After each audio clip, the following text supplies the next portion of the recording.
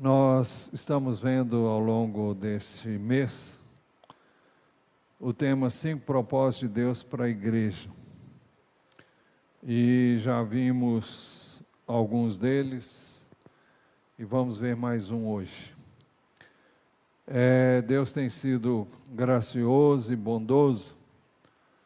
Eu disse hoje de manhã e eu tenho observado que as mensagens da manhã, que obedecem a um cronograma já pré-estabelecido, estão relacionadas com a igreja, e assim tanto as mensagens da manhã quanto da noite têm tido como alvo a igreja do Senhor Jesus.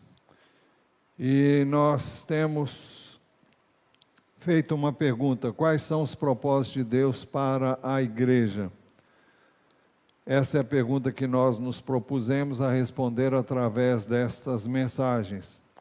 Já vimos que Deus revelou na sua palavra a sua vontade, o seu plano e os seus propósitos para a igreja. Vimos isso em Efésios 1, 9 e 11. Ele nos revelou o mistério da sua vontade, segundo o seu propósito que ele apresentou em Cristo. E o verso 11 diz: em Cristo fomos também feitos herança, predestinados, segundo o propósito daquele que faz todas as coisas, conforme o conselho da sua vontade. O texto fala que a igreja foi predestinada, segundo o propósito daquele que faz todas as coisas, conforme o conselho da sua vontade. Vimos também que toda vontade, plano e propósitos de Deus convergem para uma única pessoa, que é Jesus Cristo. Efésios 1, 9 e 10. Ele nos revelou o mistério da sua vontade, segundo o seu propósito, que ele apresentou em Cristo, de fazer convergir nele, na plenitude dos tempos, todas as coisas, tanto as do céu como as da terra. Então, Deus colocou Jesus como aquele em quem todas as coisas convergem. E a igreja e todos nós que vivemos neste mundo devemos e precisamos reconhecer isso. E vimos também que por estar ligada a Cristo, por meio de uma aliança de sangue, a igreja está diretamente envolvida em toda a vontade, plano e propósito de Deus. Vimos isso em Efésios 1, versos 3 a 14. Então nós perguntamos, quais são os propósitos de Deus para a igreja? Primeiro, vimos ser e viver para o louvor da glória de Deus. Segundo, o aperfeiçoamento dos santos. Isso já vimos em mensagens anteriores. E hoje queremos ver o terceiro propósito: expressar a vida de Cristo por meio da unidade do seu corpo. Antes de conhecermos a Jesus, nós vivíamos separados de Deus e do seu povo. Eu estou me referindo a nós, gentios, porque à luz das Santas Escrituras nós não conhecíamos a Deus e não fomos objetos naquela ocasião, quando esse texto foi escrito, nós ainda não tínhamos sido alcançados por este conhecimento. Por isso que Efésios 2, 11 e 12 dizem assim: portanto, lembrem-se de que no passado vocês eram gentios, e gentios, já dissemos, são aqueles que não são judeus. Todas as demais pessoas eram chamadas pelos judeus de gentios, e é assim que a Bíblia chama os que não são judeus. Portanto, lembre-se de que no passado vocês eram gentios na carne, porque não nascemos judeus, chamados incircuncisão por aqueles que se intitulam circuncisão, que é feita na carne por mãos humanas. Naquele tempo vocês estavam sem Cristo, separados da comunidade de Israel e estranhos às alianças da promessa, não tendo esperança e sem Deus no mundo. Essa era a condição dos gentios até que Jesus viesse. E a Nova Tradução na linguagem de hoje diz isso de uma forma mais clara, e eu quero ler. Lembrem que vocês, os não-judeus, eram chamados de incircuncidados pelos judeus, que chamam a si mesmos de circuncidados, por praticar a circuncisão. Lembrem-se do que vocês eram no passado. Naquele tempo vocês estavam separados de Cristo, eram estrangeiros e não pertenciam ao povo escolhido de Deus. Não tinham parte nas suas alianças, que eram baseadas nas promessas de Deus para o seu povo. E neste mundo viviam sem esperança e sem Deus. Essa era a nossa condição como gentios até que Jesus viesse.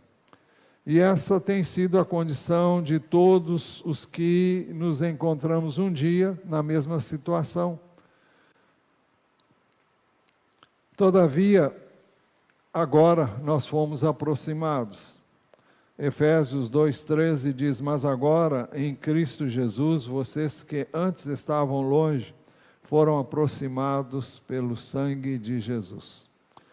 Nós que não conhecíamos as Escrituras, e é uma referência aos gentios que até então não conheciam nada sobre Deus, não conheciam nada sobre as Escrituras que hoje nós conhecemos como o Velho Testamento, e portanto não tinham não haviam feito nenhuma aliança com Deus, e nem Deus havia feito nenhuma aliança com eles até então. Mas agora mudou, versículo 13, mas agora em Cristo Jesus, vocês que antes estavam longe, foram aproximados pelo sangue de Cristo. O texto continua dizendo que a inimizade que nos separava de Deus e uns dos outros foi derrubada, porque Ele é a nossa paz. De dois povos Ele fez um só, e na sua carne derrubou a parede de separação que estava no meio, a inimizade. O que o texto está dizendo é muito fácil ser constatado hoje em relação aos que vivem na terra de Israel e não são israelitas. Os irmãos têm visto pela televisão, pelos noticiários, os conflitos que existem entre Israel, e os que não conhecem bem a história afirmam que é entre israelitas e palestinos. Eu hoje vi um vídeo, enquanto estávamos almoçando, em que isso foi bem esclarecido, e na realidade o conflito de Israel, e Israel ainda não chegou a um entendimento, eu estou dizendo com relação ao que estamos vivendo hoje, com os palestinos, não por causa dos palestinos, mas por causa da faixa de Gaza, que é dominada pelo Hamas. E é um grupo terrorista que realmente é inimigo de Israel e procura destruir Israel, e é isso que vem procurando fazer o tempo todo. Mas,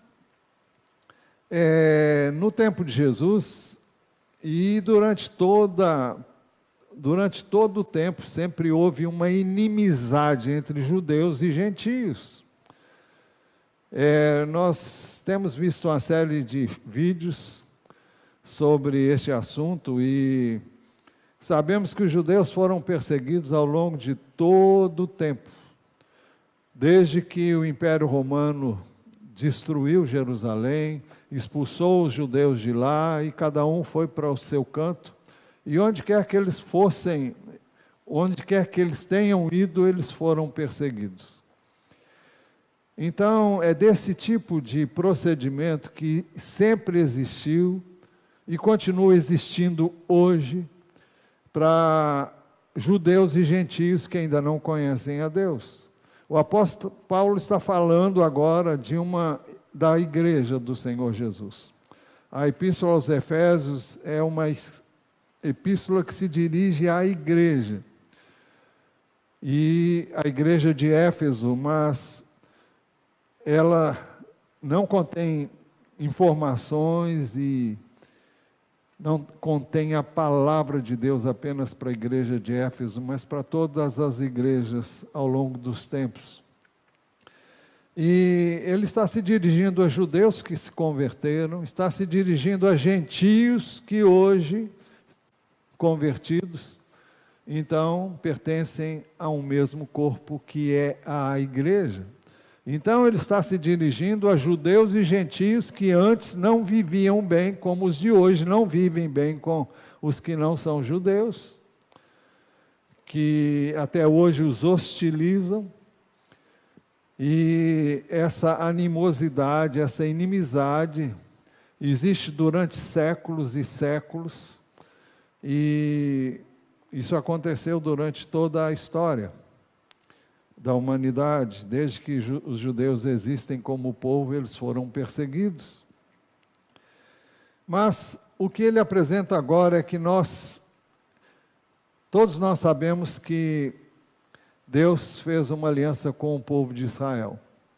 E Jesus contou através da parábola da vinha que sobre a qual nós falamos no domingo passado. Acho que foi de manhã. Então, Jesus disse que pelo fato de Israel não ter cumprido o propósito de Deus, que ele tinha em mente para Israel, a vinha, que era o próprio Israel de Deus, seria tirada daquele povo, e seria dada a um outro. E esse outro não é nada mais, nada menos do que nós, os gentios. Muitos judeus se converteram e vieram a se unir aos que haviam se convertido, e também, desde então, o Evangelho vem sendo pregado também aos gentios, e nós conhecemos a Jesus porque o Evangelho chegou até nós. Pessoas de outras nações vieram até nós e compartilharam conosco o Evangelho. Essa igreja foi organizada por um judeu convertido a Cristo, Salomão Ginsburg, que organizou essa igreja em 1920. Ele é chamado de o judeu errante no Brasil. Escreveram um livro sobre esse servo de Deus que organizou a igreja aqui. Muito bem. A inimizade, então, que nos separava de Deus e uns dos outros foi derrubada. Porque ele, é uma referência a Jesus, é a nossa paz. De dois povos, ele fez um só. E na sua carne, derrubou a parede de separação que estava no meio, a inimizade. Isso aconteceu quando Jesus, na sua carne, foi à cruz, derramou o seu sangue, foi morto por nossa causa, para receber sobre ele a iniquidade de todos nós. O castigo que nos traz a paz foi colocado sobre ele, e pelas suas pisaduras nós fomos sarados. Por isso que o texto de Efésios 2,14 diz: pois ele é a nossa paz. De dois povos ele fez um só, e na sua carne derrubou a parede de separação que estava no meio, a inimizade. Gálatas capítulo 3, não vai ser projetado aí não. Gálatas 3, 28 diz assim: pois todos vocês são filhos de Deus, mediante a fé em Jesus Cristo. Aqui diz, em Cristo Jesus. Porque todos vocês que foram batizados, e hoje nós nos referimos ao batismo no corpo de Cristo, todos vocês que foram batizados em Cristo Jesus, todos vocês que foram enxertados em Cristo, foram imersos no corpo de Cristo, de Cristo se revestiram. Vocês estão lembrados que de manhã nós falamos que nós, como membros do corpo, nós obedecemos a uma cabeça e que nós devemos considerar uns aos outros, porque deixar de considerar alguém ou julgar alguém é o mesmo que julgar a cabeça. Então nós fomos colocados dentro de Cristo. Isso foi feito através do Espírito Santo, e o texto de Gálatas diz isso: pois todos vocês são filhos de Deus mediante a fé em Cristo Jesus. Todos vocês foram batizados em Cristo, que foram batizados em Cristo, e Cristo se revestiram. Se estamos no corpo, nós estamos nele. Assim sendo, não pode haver judeu nem grego, nem escravo, nem liberto, nem homem, nem mulher, porque todos vocês são um em Cristo Jesus. Então, é uma coisa realmente tremenda essa declaração, e aquilo que nós temos visto hoje de manhã e nos domingos anteriores, que nos fazem compreender a nossa relação com Cristo no contexto da sua igreja. Jesus aboliu a lei como forma de ordenanças. Efésios 2,15a diz: Cristo aboliu na lei dos mandamentos, aboliu a lei dos mandamentos na forma de ordenanças. O que significa isso? Se vocês prestaram bastante atenção hoje, os que viviam sobre a lei, eles obedeciam a palavra de Deus por força de um mandamento, com medo das consequências da desobediência e por causa do mandamento, mas não era algo do coração. Então Jesus veio e aboliu isso. Não quer dizer que ele anulou a lei, mas significa que a lei hoje está no nosso coração. A lei de Deus não muda, ela é eterna, a palavra de Deus é eterna. E aqui está se referindo aos mandamentos de Deus. Não ao sacrifício do Velho Testamento, porque Jesus cumpriu todos eles em si mesmo ao morrer na cruz por nós. Mas está dizendo que ele aboliu essa forma, a lei como forma de ordenanças. A lei hoje está no nosso coração. Cristo aboliu a lei dos mandamentos na forma de ordenanças. Romanos 7, 4-6 nos ajuda a entender isso. Diz assim: assim, meus amados, também vocês morreram para a lei, por meio do corpo de Cristo, porque Cristo levou sobre ele as consequências de quem quebra a lei. Então, se ele pagou por nós, então nós morremos com ele. O salário do pecado é a morte. Ele morreu no nosso lugar, então nós morremos para a lei, por meio do corpo de Cristo, para que pertençam a outro, a saber, aquele que ressuscitou dentre os mortos, a fim de que frutifiquemos para Deus. Então hoje nós não vivemos para a lei, nós vivemos para Jesus. E veja o que diz o seguinte: porque quando vivíamos segundo a carne, as paixões pecaminosas despertadas pela lei operavam em nossos membros a fim de frutificarem para a morte. Agora, porém, estamos livres da lei, pois morremos para aquilo a que estávamos sujeitos, para que sirvamos de maneira nova, segundo o Espírito, e não na maneira antiga, segundo a letra, não por força de lei, mas pelo Espírito de Deus. Isso é de uma grandiosidade enorme.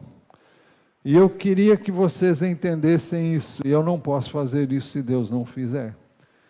Mas se você não tem compreendido, peça a Deus que entenda, que te dê entendimento.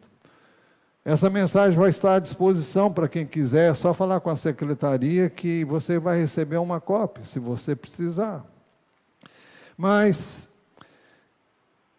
o texto continua nos dizendo que de judeus e não judeus, Jesus criou nele mesmo um novo homem. Veja, e esse novo homem não é outra coisa senão Jesus mesmo, é o corpo dele. E o corpo dele é a igreja, onde ele é o cabeça e nós somos os seus membros. Para que dos dois criasse em si mesmo uma nova humanidade, fazendo a paz. Eu gosto mais da outra tradução, que diz, para que dos dois criasse em si mesmo um novo homem, porque esse novo homem é a igreja, que tem como cabeça Cristo. Jesus reconciliou judeus e não judeus em um só corpo. Efésios 5,16. E reconciliasse ambos em um só corpo com Deus, por meio da cruz, destruindo a inimizade por meio dela. Vamos ver um slide que mostra a cruz. Você observa que a cruz nos une a Deus. Então é a haste vertical, e a haste vertical, ela fala que nós somos, ela aponta para a nossa aproximação uns dos outros. Quando nós nos reconciliamos com Deus, automaticamente nos reconciliamos uns com os outros. Não podemos nos reconciliar só com Deus e não nos reconciliarmos uns com os outros. A reconciliação com Deus prevê a reconciliação uns com os outros. Por isso que judeus e gentios podem, no mesmo corpo, viverem juntos. Quando veio, Jesus fez possível a paz entre judeus e não judeus. E se eles hoje não estão experimentando essa paz lá, é porque nenhum povo e nem o outro conhecem a Deus. Mas o texto diz, Efésios 2,17, quando veio, Cristo evangelizou paz a vocês que estavam longe, ou seja, nós, gentios, e paz também aos que estavam perto, que eram os judeus. Isaías 57, 18 e 19, é a referência que o apóstolo Paulo usou para poder dizer o que ele disse. Isaías 57, 18 diz assim, tenho visto os caminhos do meu povo, mas vou curá-lo. Também o guiarei e tornarei a dar consolação a ele e aos seus pranteadores.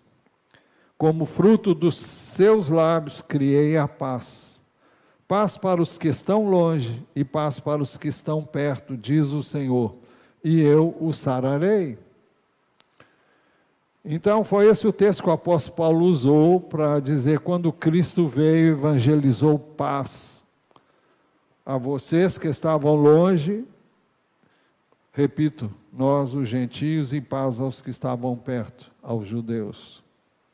Por meio de Jesus, ambos têm acesso ao Pai, por meio de um único Espírito, porque por meio dele, ambos temos acesso ao Pai em um só Espírito, não é outro senão o Espírito de Cristo, que é nada mais, nada menos que o Espírito Santo de Deus, que veio em nome de Cristo.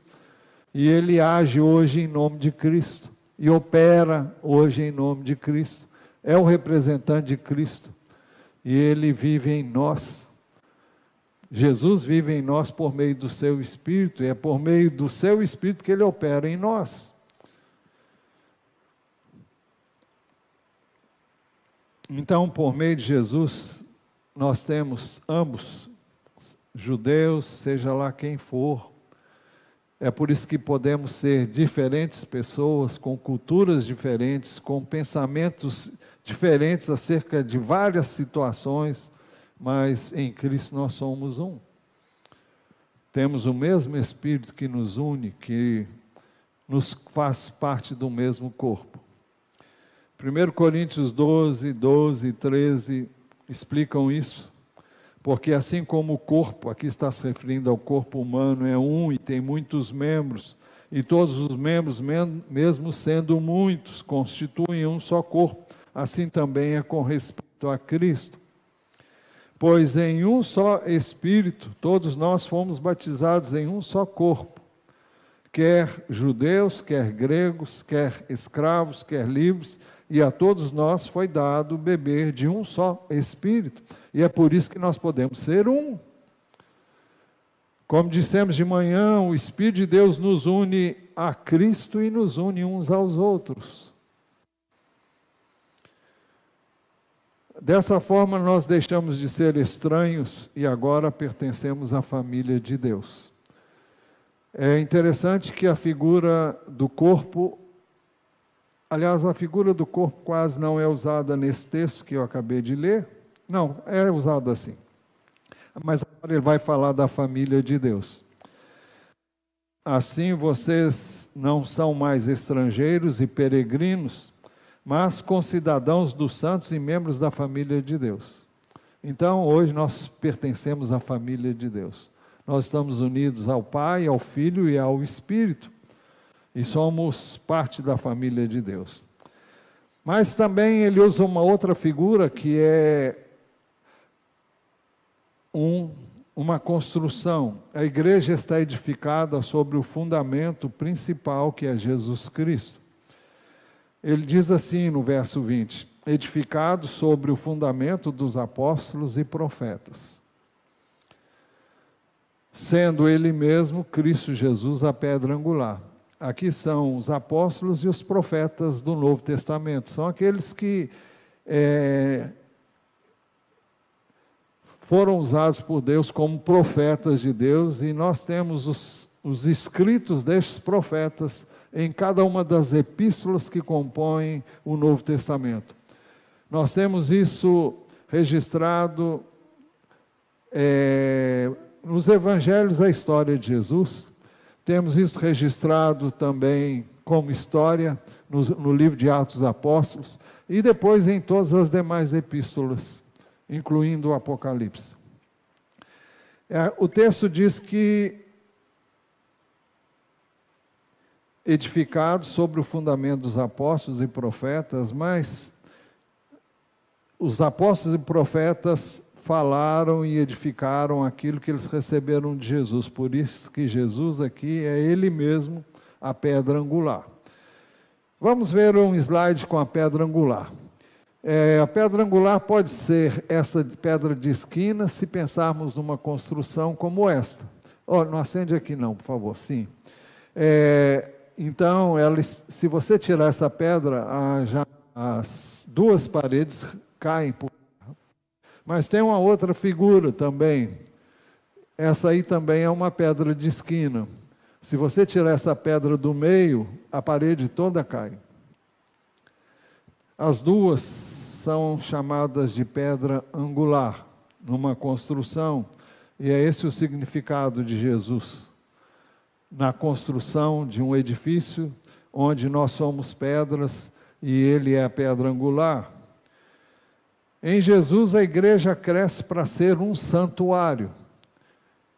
Ele não está falando de um santuário físico, mas que tem num santuário físico uma figura do santuário espiritual. Nele, todo edifício bem ajustado cresce para ser um santuário dedicado ao Senhor.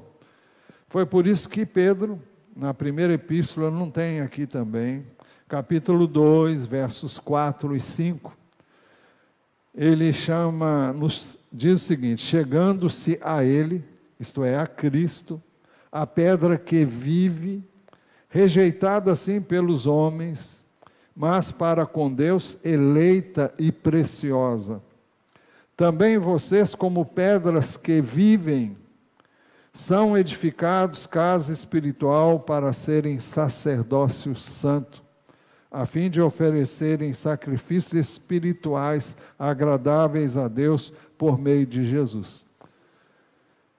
Então, hoje, a igreja do Senhor somos nós, os que estamos aqui, e aqueles que, por alguma razão, não podem estar aqui, estão em casa, estão participando desse culto e pertencem à igreja do Senhor.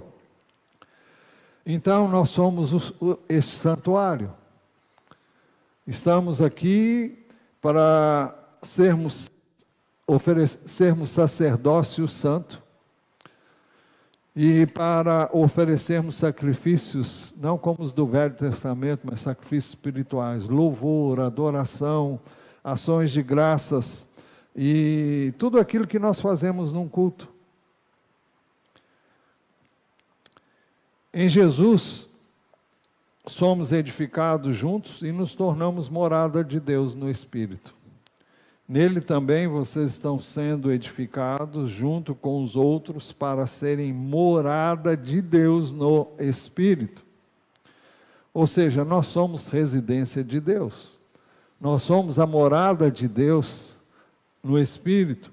1 Coríntios 3,16 diz: vocês não sabem que são santuário de Deus e que o Espírito de Deus habita em você. Nós somos santuário de Deus individualmente e somos santuário de Deus como igreja. E esse trecho aqui se refere à igreja. Por isso, como vimos hoje de manhã, não existe no corpo de Cristo, na igreja, espaço para divisão, para estrelismo, para rivalidade, para inimizade, para competição, nem opinião própria. Se agirmos dessa maneira, nós estamos dizendo que não estamos agindo sob a orientação da cabeça, que é Cristo. Porque não é normal haver essa rivalidade. Os irmãos não podem imaginar essa mão lutando contra essa. Vocês não podem imaginar o meu olho querendo sobressair-se aos demais membros do meu corpo. Isso é ridículo. É loucura. Eu e você só existimos porque tem uma cabeça aqui. Tira essa cabeça e acabou. Se você tirar Cristo, não tem mais corpo de Cristo. O corpo de Cristo é Ele, a cabeça, com os membros. Mas Ele é o cabeça. E nós temos que entender isso. Nós não temos autonomia. Nós não temos vida própria. Nós não somos independentes uns dos outros. Nós não somos nós mesmos. Não existe isso. Existe Cristo, existe a igreja de Cristo, existe Cristo como cabeça. O corpo não é meu, não é seu, o corpo é de Cristo. Então não existe lugar para nenhuma divisão, para nenhum estrelismo, para nenhuma rivalidade. E tudo aquilo que a pessoa faz para aparecer, para sobressair-se, isso não passa de coisa carnal. Porque também o corpo, a partir do verso 14, diz assim: porque também o corpo não é um só membro, mas muitos. Se o pé disser, porque não sou mão, não sou do corpo, nem por isso deixa de ser do corpo. Se o ouvido disser, porque não sou olho, não sou do corpo, nem por isso deixa de ser do corpo. Se todo o corpo fosse olho, onde estaria o ouvido? Se todo ele fosse ouvido, onde estaria o olfato? Mas Deus dispôs os membros, colocando cada um deles no corpo como Ele quis. Se todos, porém, fossem um só membro, onde estaria o corpo? O certo é que há muitos membros, mas um só corpo. Os olhos não podem dizer à mão, não precisamos de você.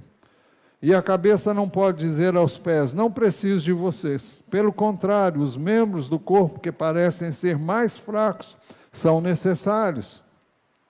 E os que nos parecem menos dignos no corpo, a estes damos muito maior honra. Também os que em nós não são decorosos, revestimos de especial honra, ao passo que os nossos membros nobres não têm necessidade disso.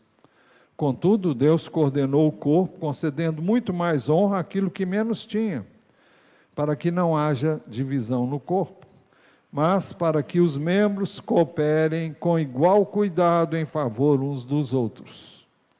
De maneira que se um membro sofre, todos sofrem com ele. E se um deles é honrado, todos os outros se alegram com ele. Ora, vocês são corpo de Cristo, individualmente membros deste corpo. Eu tenho quantos minutos? Eu já esgotou o tempo, já foi embora, né? Mas eu vou terminar. Então, o propósito de Deus é expressar a vida de Cristo por meio da unidade do seu corpo. Em João 17:11, Jesus disse: já não estou no mundo, mas eles continuam no mundo. Enquanto eu vou para junto de ti, Pai Santo, guarda-os em teu nome, que me deste, para que eles sejam um, assim como nós somos um. Não vamos poder trabalhar aqui, vamos para o próximo. O mundo só crerá que Jesus foi enviado por Deus se puder vê-lo através da unidade do seu corpo, a igreja.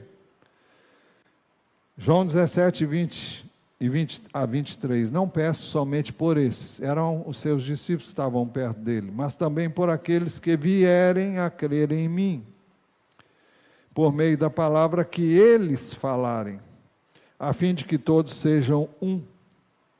E como tu, ó Pai, estás em mim e eu em ti, também eles estejam em nós, para que o mundo creia que tu me enviaste. Eu lhes transmiti a glória que me deste, para que sejam um como nós o somos. A glória que ele diz que transmitiu era o seu Espírito. Eu neles e tu em mim, a fim de que sejamos aperfeiçoados na unidade, para que o mundo conheça que tu me enviaste e os amaste, como também amaste a mim. Tem outros textos que eu podia citar, Filipenses 2, de 1 a 4, 1 Coríntios 1, 10. Diz: irmãos, não, pelo nome de nosso Senhor Jesus, peço-lhes que todos estejam de acordo naquilo que falam, que não haja divisões entre vocês. Pelo contrário, que vocês sejam unidos no mesmo modo de pensar e no mesmo propósito. Por quê? Porque somos corpo. Corpo de Cristo. No corpo ninguém é maior do que ninguém, a não ser o cabeça, que é Jesus. Cada um tem uma função a desempenhar, mas todos nós dependemos uns dos outros. Concluindo, quais são os propósitos de Deus para a igreja? Já vimos o primeiro, ser e viver para o louvor da glória de Deus. Segundo, o aperfeiçoamento dos santos. Terceiro, expressar a vida de Cristo por meio da unidade do seu corpo. Então, que o Senhor nos ajude a perseguir o propósito de Deus para a sua igreja. Por isso é tão importante que nós entendamos qual é o propósito de Deus para a igreja. Ainda temos 2 mensagens através das quais nós queremos tratar disso. Então, até com a graça de Deus, até o final desse mês, nós esgotamos esse assunto com a permissão dele. Eu queria que você fechasse os seus olhos e você agradecesse a Deus porque você foi batizado no corpo de Cristo, porque você é parte de Cristo, porque você está em Cristo, porque você é o que Ele é, porque você vive por meio dEle, e que porque você não tem vida própria, graças a Deus que não temos. Graças a Deus que não podemos nada sem Ele. Por isso que Ele diz: sem mim vocês nada podem fazer. É preciso que nós estejamos nele, vivamos nele, por meio dele, através dele. Vamos orar. Senhor, nós te louvamos por Jesus. E é tremendo pensar no que acabamos de examinar nessa noite, porque não é outra coisa senão a tua palavra, é o teu propósito para a tua igreja. E a minha súplica, Senhor, é que o Senhor, que pode dar entendimento, nos dê entendimento da grandiosidade daquilo que é a igreja do Senhor Jesus. Não por causa de nós, em nós mesmos, mas por causa de Cristo, que nos fez parte dele, nos colocou nele, nos enxertou nele. Por isso que temos o mesmo Espírito, o Espírito Santo de Deus. Então, dá-nos um coração grato, e nós somos muito gratos a Ti por isso. Ajuda-nos a viver isso e a valorizar isso, a valorizar Cristo e o seu corpo, que é a igreja que somos nós. Nós pedimos que ao sair daqui saiamos em paz, seguros, cercados pelos Teus anjos, livres do mal. Que o Senhor tenha o Teu povo sob Tua graça e proteção, e Tu tragas a nós, Teu povo, livramento do mal. Nós oramos em nome de Jesus. E agora que a graça de nosso Senhor Jesus Cristo, o amor de Deus, o Pai, a comunhão e as consolações do Santo Espírito de Deus sejam sobre todos nós, agora e para todos sempre. Amém.